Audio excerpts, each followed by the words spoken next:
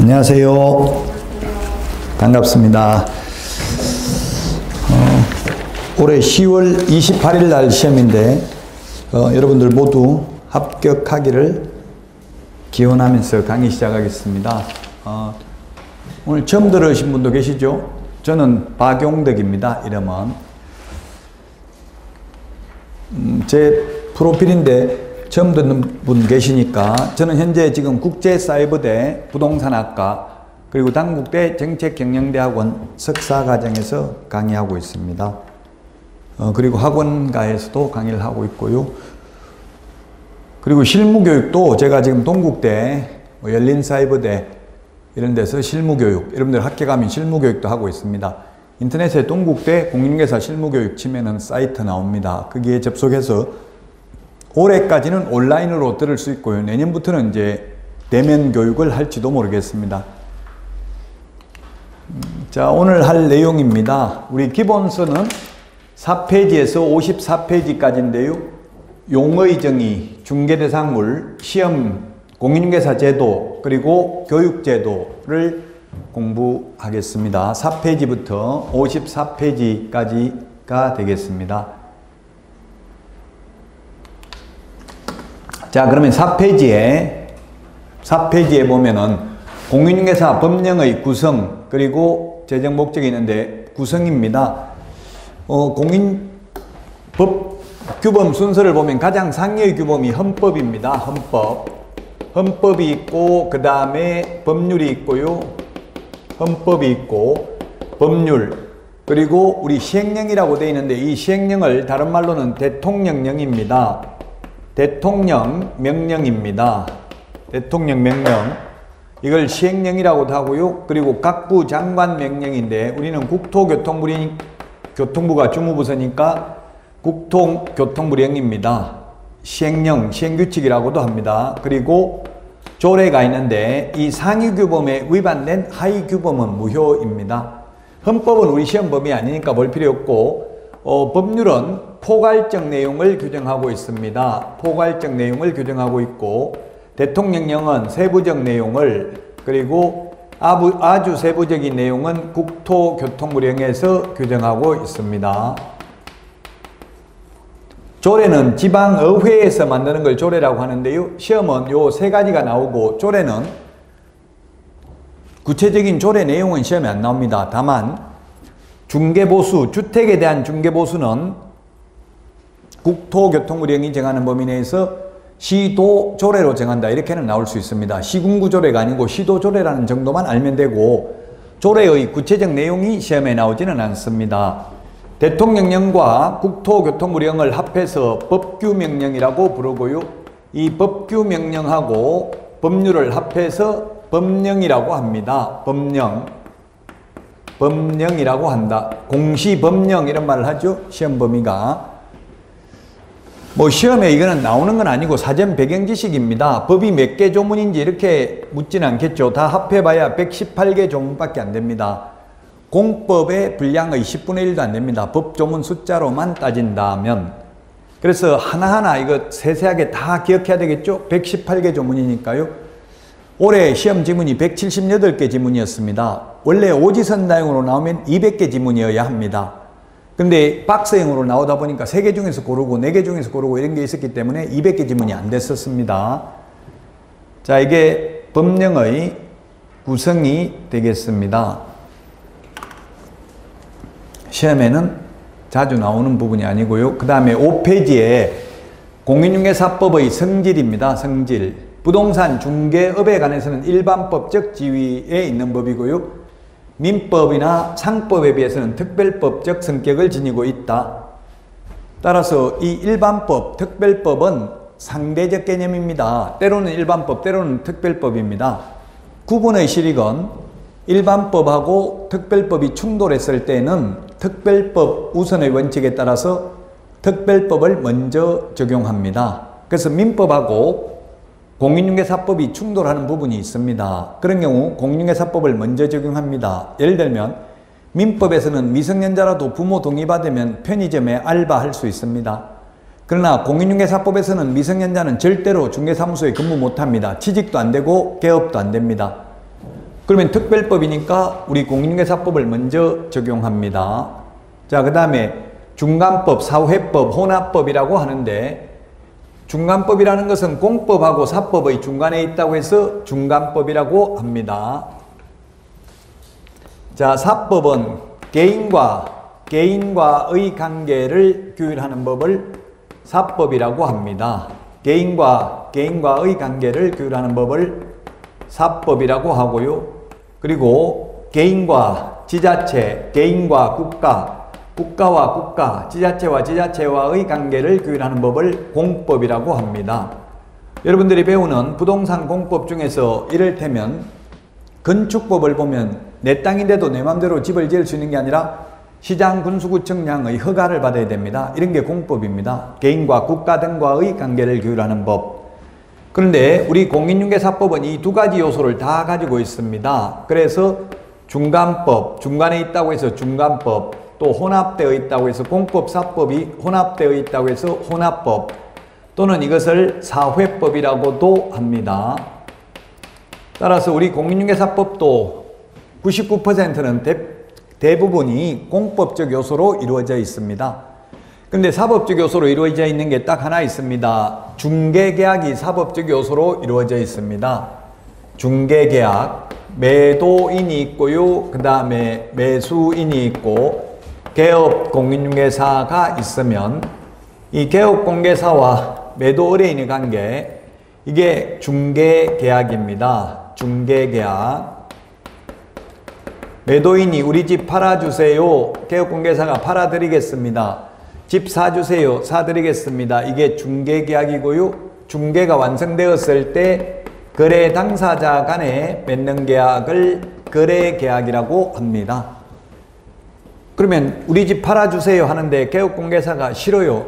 당신 같은 사람 집 팔아주기 싫습니다. 하면 공인중개사법 위반이다 아니다? 위반은 아니다. 왜? 계약이니까, 사법적 요소니까. 계약이라는 것은 청약과 승낙의 의사표시 합치가 있어야 성립하는 게 계약이기 때문에 그렇다.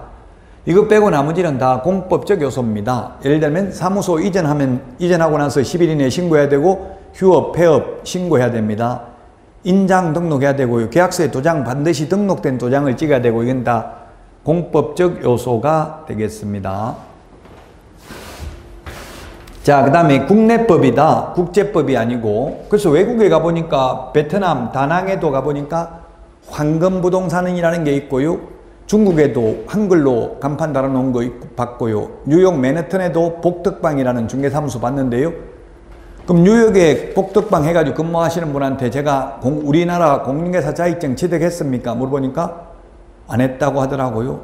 우리나라에서 하는 게 아니기 때문에 우리나라 공인중개사법 위반은 아닙니다. 다만 미국에서 이제 브로커 시험이나 뭐 에이전트 이런 미국 시험에는 합격했다더라고요. 따라서 그 나라 법률에 저촉될 수는 있을지언정 무등록 중개업자가 중개업을 해도 우리나라 공인중개사법 위반은 아니다. 외국에서 했다면 대한민국 영토 내에서만 적용되는 국내법이다. 자, 7페이지 목적입니다. 7페이지 목적. 요게 시험에 8번 출제됐고요. 최근에는 20회, 21회 때 출제됐습니다. 21회 때 출제되고 지금 12년간 출제되지 않았습니다. 중요하지 않죠. 최근 10년간 안 나왔다면 무시해도 됩니다. 여기까지는 시험하고 별 상관없는 내용들입니다. 자, 우리 암기 프린터, 오늘 암기 프린터 내드렸죠? 이 암기 프린터 1번에 동그라미 1번에 있습니다. 이 암기 프린터만 정확하게 다 기억하시면 90점 받을 수 있습니다. 56번까지 있습니다. 그래서 계속 보고 찾아보고 밑줄 치시고 또 잊어먹고 또 다시 보고 계속 거듭되는 고통을 받아야 됩니다. 1번에 동그라미 1번에 있습니다. 공인중개사의 업무 등에 관한 사항을 정합니다. 개업 공인중개사 등의 업무를 정한다고 하면 X입니다. 그리고 그 전문성을 제고합니다. 전문성. 공신력 제고한다라고 하면 X입니다. 공신력을 제고하는 게 아니라 전문성을 제고하고요. 그 다음에 부동산 중개업을 건전하게 육성합니다. 중개업을 육성하는데 시험에 중개 업무를 육성한다, 중개업자를 육성한다, X로 출제된 적이 있습니다. 국민경제 이바지 하는 게 목적입니다. 국민경제 이바지인데 국민재산권 보호하면 X입니다. 국민재산권 보호도 해석상 목적은 될 수 있지만 명문 규정은 없습니다. 시험에 명문으로 규정된 목적은 이렇게 출제됩니다. 명문이라는 것은 직접 법조문으로 정해져 있는 것만 답하셔야 됩니다. 명문으로 규정된 목적은 공인중개사의 업무 등에 관한 사항을 정하여 그 전문성을 제고하고 부동산 중개업을 건전하게 육성하는 게 목적이 되겠습니다. 그런 후 국민 경제 이바지하는 게 목적이다. 따라서 지금 여기 적어놓은 8가지는 말은 좋은 말이지만 직접 명문 규정으로 공인중개사법의 목적이라는 말은 없다는 이야기죠.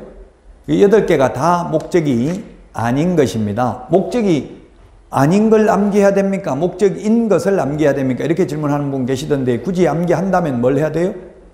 목적인 것을 암기하면 되겠죠. 아닌 거는 이거 외에도 다른 걸 낼 수도 있습니다. 1차 과목은 50대 50입니다. 절반은 암기, 절반은 이해입니다. 2차 과목이 대부분 그렇고요. 특히 제 과목은 거의 90% 정도는 암기입니다. 사실 10% 정도 이해고요. 어느 정도 이해를 바탕으로, 이해라는 건 뭐냐면 왜 자꾸 이게 의문을 품는 게 이해입니다. 왜 그럴까? 이런 게 이해거든요. 근데 이게 목적은 좀 이해하기 쉽지 않아요. 그냥 단순히 암기예요. 이 1조는. 왜냐고 의문을 풀어보면 답이 안 나옵니다. 이게 논리적으로 보면 안 맞거든요. 왜냐하면 공인중개사는 단순히 자격을 취득한 자이기 때문에 논리적으로 보면 개업 공인중개사 등의 업무 등에 관한 사항을 정한다고 해야 돼요. 왜냐하면 자격만 취득한 공인중개사는 아무런 업무를 못합니다. 사실. 그래서 논리적으로 보면 이게 좀 말이 안 된다는 이야기입니다. 그러나 시험에는 논리적으로 따지는 게 아니라 그냥 명문으로 규정된 목적이 아닌 것은 이런 식으로 시험에 출제가 된다는 이야기입니다. 자, 이제 9페이지, 기본수 9페이지 용어의 정의 별표하시고요. 여기에서는 해마다 한 문제 또는 2문제 출제됩니다. 용어의 정의라는 것은 이 법에서만 쓰는 용어입니다. 이 법에서만 쓰는 용어이다. 이 법에서 사용하는 용어가 용어 정의입니다.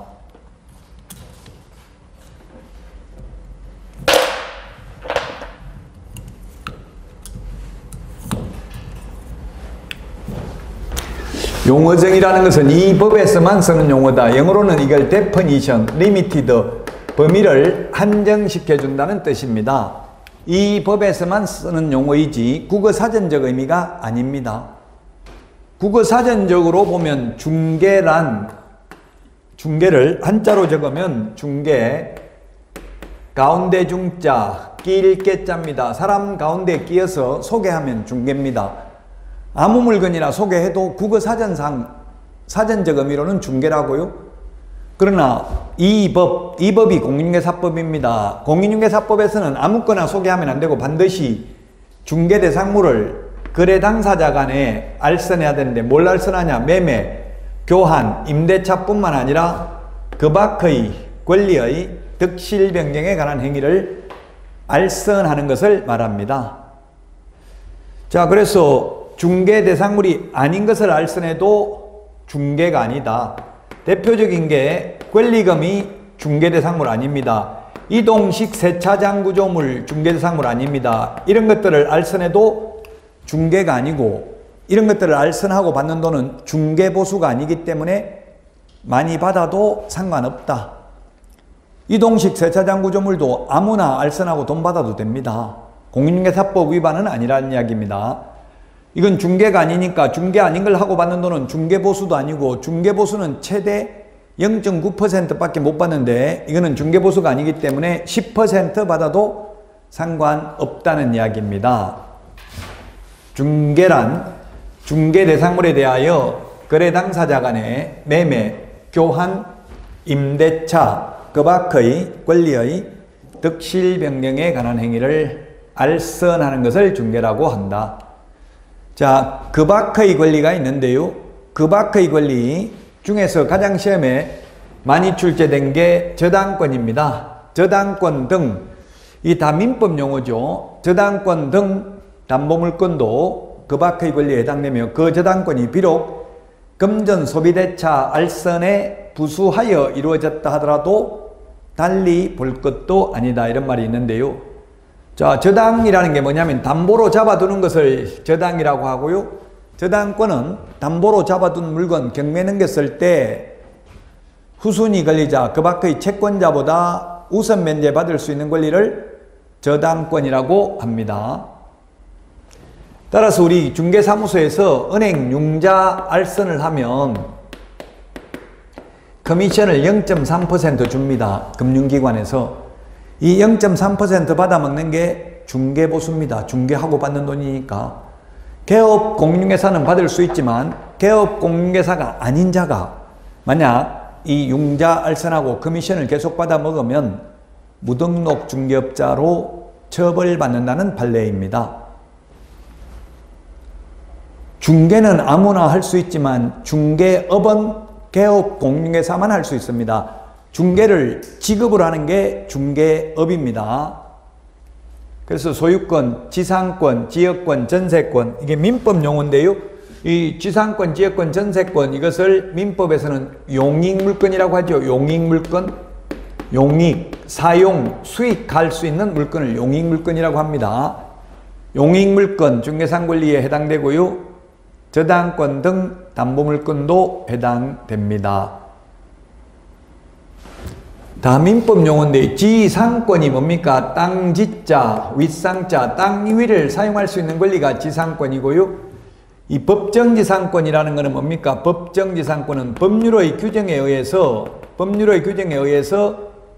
지상권을 설정한 것으로 보는 게 법정지상권입니다. 자, 그 다음에 환매권, 다음에 민법에서 또 하고 또 다음 달에 좀 더 보충하도록 하겠습니다. 환매라는 것은 환매, 다시 사는 걸 환매, 다시 살 수 있는 권리를 환매권이라고 합니다. 자, 그러면 예를 들면 갑과 을이 있는데 을이 갑에게서 돈을 1억을 빌립니다. 1억을 빌리면 그냥 안 빌려주니까 을에게 담보를 제공합니다. 담보. 그건 뭐냐면 소유권 이전 등기를 해줍니다. 갑 앞으로 등기를 해줍니다. 등기를 해주고 나중에 1억을 을이 갑에게 다시 갚으면 갑은 다른 사람한테 팔면 안 되고 반드시 을에게 되팔기로 약속하는 것을 환매특약이라고 합니다. 환매특약. 따라서 환매계약이 성립하도록 알선하는 것도 중개다. 이 환매할 수 있는 권리를 병한테 팔아먹을 수 있다고요, 갑이. 만약에 1억을 돈을 빌렸는데 이게 지금 시세가 3억으로 올라가 버렸다고요? 근데 못 갚으면은 갑이 소유권을 취득을 하게 되니까 을이 빌렸으면, 을이 돈을 빌렸으면 이 환매할 수 있는 권리를 병한테 팔아먹을 수 있습니다.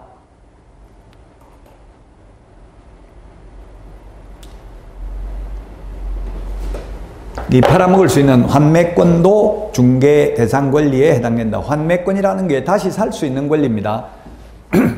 환매라는 게 이게 민법에도 환매라는 게 있고요. 공법에도 환매라는 게 있어요. 공법의 환매는 어떤 게 있냐면 예를 들면 지금 금단 신도시를 보면 1신도시, 2신도시 해가지고 있었는데 노무현 정부 때 지정됐었는데 2신도시 지정이 취소됐습니다. 그럼 이 신도시가 수용이 됐었는데 다시 취소되면 그거 어떻게 돼요? 수용됐으면 국가가 소유자라고요? 그러면 다시 그 소유권을 살 수 있는, 먼저 수용당한 사람이 우선적으로 환매할 수 있는 권리가 있다고, 다시 되찾아올 수 있는 권리가 있다고요? 그것을 환매권이라고 합니다. 수용당한 사람이 우선적으로 살 수 있는 권리, 환매권입니다. 자, 그래서 민법에서 이런 환매권도 중개 대상 권리에 해당된다. 다시 살 수 있는 권리도. 그 다음에 유치권, 법정지상권, 법정저당권 요 세 개는 성립에는 중개 개입 여지가 없습니다. 성립에는 중개 개입 여지가 없지만 이전, 양도할 때에는 중개상 권리에 해당된다. 유치권이라는 거 유치장 할 때 유치하고 똑같습니다. 유치장이 뭡니까? 철조망 안에 잡혀 있어 가지고 못 움직이는 게 유치되어 있는 게 못 움직이는 겁니다. 유치권은 꽉 잡고 있을 수 있는 권리입니다. 세탁소에 세탁물을 맡겼는데 세탁소 주인은 세탁비 받을 때까지 세탁물을 안 내주고 잡고 있을 수 있는 권리가 유치권입니다. 시계 수리했는데 시계 수리비 받을 때까지 시계방 주인은 시계를 가지고 있을 수 있는 권리가 유치권입니다. 집 수리를 했는데 집 수리비 안 주면 수리비 줄 때까지 안 나가고 그 집에 유치할 수 있는 권리, 그 집에 있을 수 있는 권리가 유치권입니다. 그래서 유치권, 성립은 법정 남보물권이기 때문에 법률의 규정에 의해서 성립하기 때문에 성립에는 개입 여지가 없다. 그러나 이 유치권도 일신전속적이 아닌 재산권으로서 피담보 채권과 목적물의 점유를 함께 이전할 경우 그 이전이 가능하며 부동산 유치권이라 하여 달리 볼 것도 아니다. 이런 판례가 있습니다. 그래서 만약에 유치권 성립인지 이전인지 이렇게 나와 있으면 답을 찾기가 쉬운데 아무 말 없이 그냥 유치권, 법정지상권, 법정저당권이라고만 나와도 중개상 권리 될 수 있다라고 출제됐어요. 엄밀히 말하면 이전, 양도는 중개상 권리 될 수 있지만 성립은 법률의 규정에 의해서 성립하니까 성립에는 개입 여지 없잖아요. 유치권도 마찬가지고 자, 법정지상권이라는 것은 뭡니까? 토지도 갑의 소유고 건물도 갑의 소유입니다. 저당권 설정 당시 갑의 소유인데 임의경매로 인하여 토지와 건물의 소유자가 달라진 경우 이름하여 이 갑 건물은 계속해서 을 토지를 사용할 수 있는 권리가 이름하여 법정지상권입니다. 법정지상권. 그래서 법정지상권의 성립에는 중개 개입 여지가 없지만 이전, 양도할 때는 중개상 권리에 해당된다. 법정저당권도 마찬가지입니다. 저당권 설정한 것으로 보는 게 법정저당권입니다. 따라서 법정저당권 성립에는 중개 개입 여지가 없다. 다만 이전, 양도할 때는 중개 대상 권리에 해당됩니다. 자, 그 다음에 중개업입니다. 중개업 12페이지. 중개는 아무나 할 수 있는데 중개업은 중개를 직업으로 하는 게 중개업입니다. 중개를 직업으로 하는 게 중개업이다. 중개업은 다른 사람의 의뢰에 의하여 일정한 보수를 받고 중개를 업으로, 직업으로 하는 게 중개업이다. 그래서 여러분들이 자격증을 취득하는 이유는 중개하려고 취득합니까? 중개업을 하기 위해서 취득합니까? 중개업, 직업으로 하기 위해서 자격을 취득합니다. 업이란 불특정 다수를 대상으로 합니다. 불특정 다수. 따라서 특정인에게 이모, 고모, 친인척, 배우자, 남친, 여친, 초등학교 동창생들만을 상대로 하려면 이거는 업이 아닙니다. 자격증 딸 필요 없습니다. 불특정 다수, 누군지 평소 모르다가 중개사무소 간판 보고 찾아온 손님이 불특정 다수가 되겠습니다. 불특정 다수를 대상으로 해야 되고요. 계속적, 반복적으로 해야 업입니다. 따라서 우연히 단 한 번 했다고 하면 중개업 아닙니다. 계속 반복하거나 또는 반복 의사가 있어야 됩니다. 따라서 반복 의사가 있어야 되기 때문에 간판 달고 하면 비록 한 건만 해도 중개업입니다. 왜? 간판을 달았다는 것은 반복할 의사가 숨어 있는 거죠. 간판 달고 하면 비록 한 건만 해도 중개업에 해당됩니다. 간판 안 달고 하면 한두 건 하는 거는 중개업 아닙니다. 저도 카카오톡 이런 데 프로필 사진을 중개사무소라는 거 다 알 수 있죠. 뒤에 지도 있고 모가지까지 올라오는 의자 놓고 사진 찍어가지고 프로필 사진 올려놓으니까 친구들이 너 복덕방도 하냐, 떡방 하냐, 뭐 이런 식으로 비하하더라고요. 그래서 한다 이랬더니만 땅 팔아달라. 이게 무조건 팔아줄게 막 이렇게 돈 벌려고 막 이런 모습 보이면 안 좋더라고요. 그래서 제가 친구한테 못 판다 그거는. 왜냐면 저 청송에 산꼭대기에 있는 땅, 그 사실 집을 지을 수 없는 땅은 가치가 없죠. 그럼 왜 팔라고 하냐, 돈 몇 푼 하지도 않는데. 이렇게 하니까 뭐 얼마든지 받고 팔아달라. 지금 압류 들어와가지고 경매 넘각이 생겼다, 그러면 다 떼게 생겼다, 조금이라도 받고 팔아야 되겠다, 이렇게 하더라고요. 그래가지고 제가 1년에 한두 건 중개해주고 돈 받습니다. 그래도 무등록 중개업자로 처벌받지 않습니다. 왜? 제가 간판 달고 하는 거 아니고요, 계속적 반복적으로 한 게 아니기 때문에 그렇습니다. 중개업은 개업 공인중개사만 할 수 있고 중개는 아무나 할 수 있습니다. 중개는 아무나 하더라도 공인중개사법 위반 아닙니다.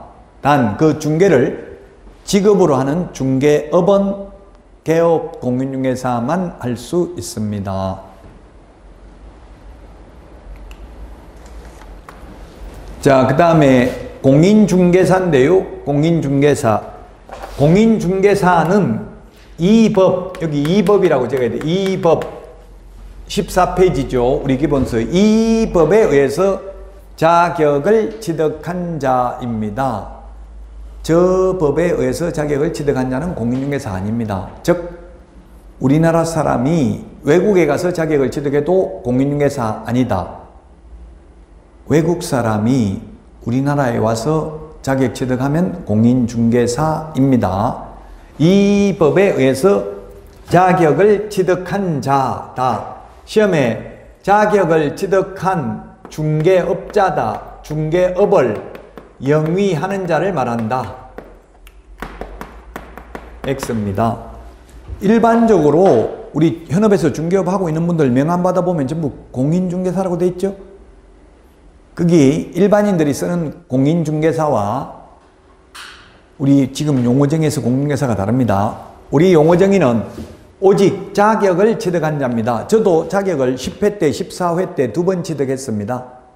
그러면 제가 지금 개업도 안 하고 취직도 안 했는데 명함에다가 공인중개사 박용덕 이렇게 3개 다니는 것이 공인중개사법 위반이다 아니다? 위반? 아닙니다. 왜? 공인중개사니까 홍길동을 홍길동이라, 아버지를 아버지라고 못 부르는 게 아니고 부를 수 있죠. 공인중개사는 공인중개사라고 불러도 됩니다. 근데 공인중개사 아닌 자가 공인중개사 이와 유사한 명칭을 사용하면 1년 이하의 징역이나 1,000만 원 이하의 벌금에 처합니다. 단순히 자격을 취득한 자입니다. 자, 그래서 자격을 취득하면 공인중개사고요. 우리나라에 공인중개사가 약 52만 명입니다. 자격을 취득해서 개업하면 개업공개사, 옛날에 개업공인중개사를 중개업자라고 불렀습니다. 청부사례업자, 사채업자, 업자라는 말이 부정적 이미지죠. 그래서 개업공개사로 2014년도에 바꿨고요. 자격증을 따면 공인중개사, 자격증을 따가지고 개업하면 개업공개사, 자격증을 따가지고 취직하면 소속 공인중개사, 자격증 없이 취직하면 중개보조원입니다. 지금 용어정의 6개, 중개와 중개업은 했고요. 자, 그래서 자격을 취득하여 공인중개사는 개업을 한 자를 말한다. 일반인들은 이렇게 생각하죠? 일반인들은 이렇게 생각하는데 우리 법에서 시험에 나오면 X입니다. 그냥 자격을 취득한 자. 외국에서 자격을 취득해도 공인중개사 아니다. 그렇습니다. 외국 사람이 우리나라에 와서 자격 취득하면 공인중개사입니다. 즉 미국 공인중개사 자격증 가지고는 우리나라에서 개업할 수 없습니다. 이 법에 의해서 자격을 취득한 자가 공인중개사가 되겠습니다.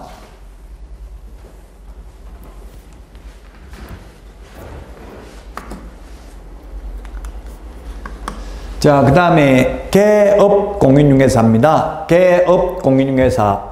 옛날 중개업자라고 불렀습니다. 개업 공인중개사는 이 법에 의해서 중개사무소 개설 등록을 한 자입니다. 등록을 하여 중개업을 영위하는 자, X입니다. 그냥 등록한 자입니다. 등록이 뭐냐면 등록, 오를 등자, 기록할 녹자, 기록을 올리는 걸 등록이라고 합니다.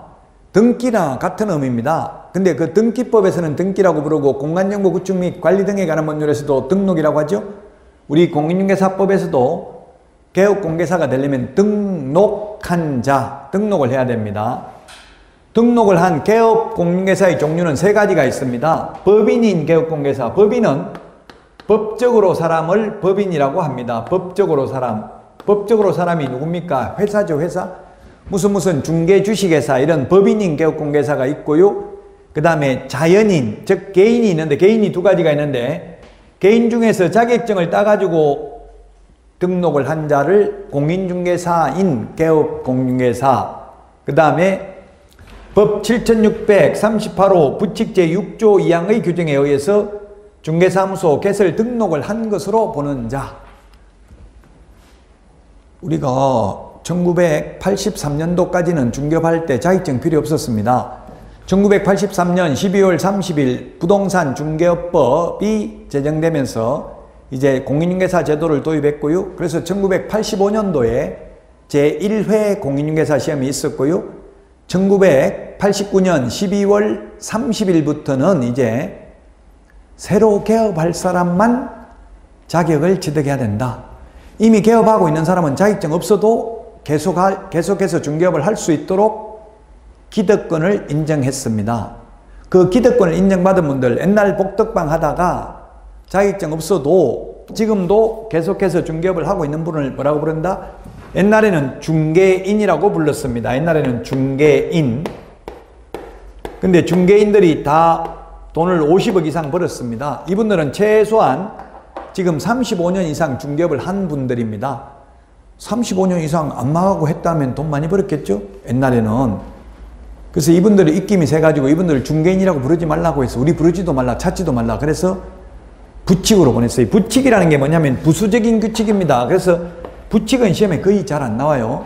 2006년 1월 1일 노무현 정부 때부터 이걸 부칙, 줄여서 부칙개공이라고 하겠습니다. 부칙개공. 부칙개공이 뭐라고요? 옛날 복덕방 하다가 자격증 없이 지금도 기득권을 가지고 계속해서 등록을 안 했는데 한글로 본다고요. 자격증 안 땄는데 그냥 등록 한글로 본다. 그럼 등록증 있다 없다? 중개인 부칙개공은? 등록증은 있습니다. 등록한 것으로 보기 때문에 등록증 찾아가라고 연락 와요. 자격증은 없습니다. 부칙개공은. 등록 안 했는데 등록 한글로 보니까 등록증은 있다고요?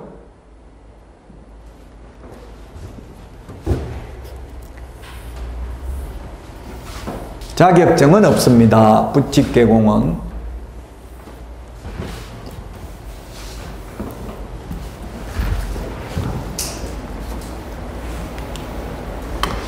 자, 그 다음에 법인 중에는 일반 우리 공인중개사법을 적용받는 법인이 있고요. 다른 법률의 규정에 의해서 중개업을 영위할 수 있는 이른바 특수법인이 있습니다.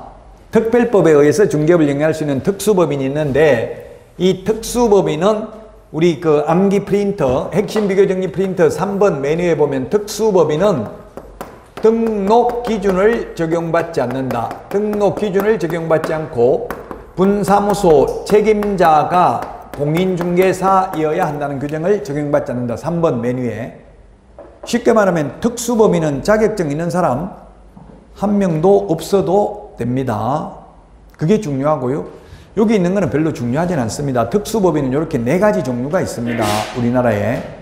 그 근거법률이 공인중개사법이 아닌 농업협동조합법에 의한 지역농협, 그 다음에 한국자산관리공사법에 의한 한국자산관리공사, 산업집적 활성화 및 공장 설립에 관한 법률에 의한 산업단지관리기관, 지역산림조합, 산림조합법에 의한 지역산림조합이 있는데요. 특수법인도 원칙적으로 등록해야 됩니다. 다만 그 다른 법률에 공인중개사법 제9조를 배제한다는 특례가 있는 경우에는 등록 안 해도 됩니다. 따라서 한국자산관리공사만 특별히 예외가 없고 나머지는 등록을 안 해도 된다라고 되어 있기 때문에 특수법인 등록 안 해도 됩니다. 한국자산관리공사는 등록을 해야만 합니다. 자, 여기까지 하고 쉬었다가 소속 공인중개사 중개보조원부터 하도록 하겠습니다.